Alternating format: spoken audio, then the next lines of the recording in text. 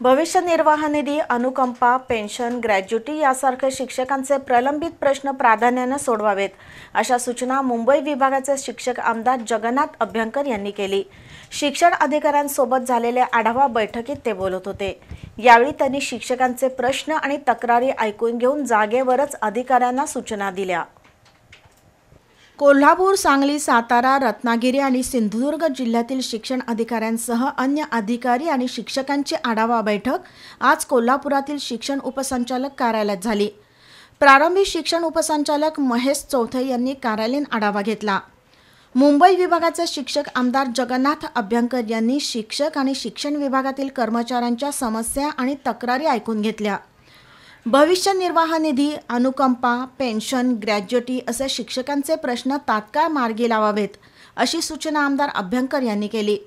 सर्वच अधिकाऱ्यांनी जबाबदारी आणि कर्तव्याची जाणीव ठेवून शिक्षकांचे रेंगाळलेले प्रश्न प्राधान्याने सोडवावेत, असं त्यांनी सांगितलं।